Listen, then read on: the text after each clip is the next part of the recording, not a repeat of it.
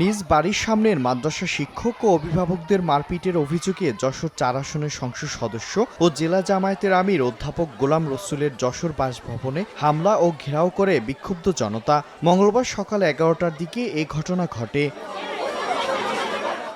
স্থানীয়দের অভিযোগ, যশোর শহরের নীলগঞ্জ এলাকায় জামায়াতের এমপি গোলাম রসুলের বাড়ির সামনে আল মাদ্রাসাতুস সাইরাহ ও মসজিদ রয়েছে। ওই মাদ্রাসায় শিশুদের যাতায়াত এবং ব্যবস্থা মেনে নিতে পারছেন না এমপি গোলাম রসুলের মেয়ে অনন্যা। রোববার অনন্যা মাদ্রাসার কয়েক শিক্ষার্থীকে ভয়ভীতি দেখায়। এ নিয়ে বিরোধ সৃষ্টি হলে পরে পুলিশের মধ্যস্থতায় মীমাংসা হয়।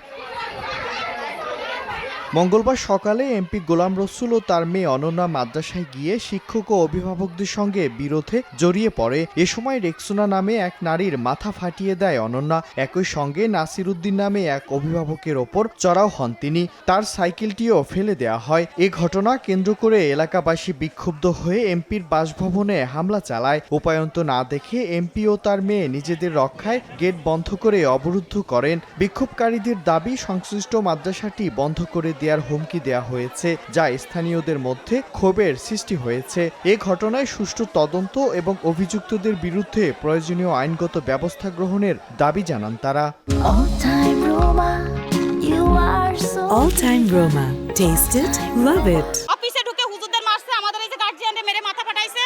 আমরা ওই সময় টিফিন খাওয়াতে আসছি। ও এসে আমার মাথায় তালা দিয়ে একটা বাড়ি মেরে দিয়েছে, একটা লাথি দিয়েছে, একটা তালা দিয়ে বাড়ি দিয়েছে। গোলাম রসুলের মেয়ে সংসদ ৪ আসন, ওনার মেয়ে রেগুলার এখানে নেশাপান করে।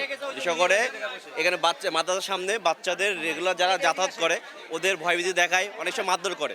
বিচ্ছিরি ভাষায় গালিগালাজ করে একটা বাচ্চারে। বিভিন্নভাবে মিথ্যা অপবাদ যে হুজুর মারেছে, কিন্তু আমরা ফটোর ভিতরে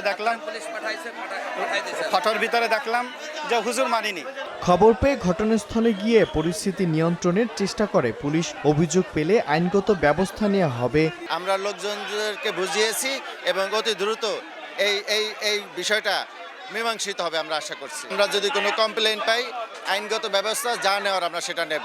এদিকে জামায়াতের সংসদ সদস্য গোলাম রসুল দাবি করেন তার মেয়ে মানসিক রোগী। তিনি বিরোধপূর্ণ এ অবস্থার অবসান চান। মেয়েটা অসুস্থ, সে সাইকিয়াট্রিক রোগী দীর্ঘ 20 সাল থেকে। আমি সহনশীল পরিবেশ বজায় রাখতে চাই, সবার সাথে সহযোগিতা করে বসবাস করতে চাই। আমার কারোর সাথে কোনো ক্ষোভ নাই, কারোর সাথে আমার কোনো রাগ নাই।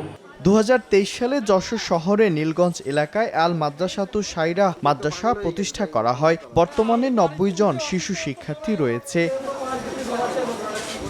সময় সংবাদ, যশোর।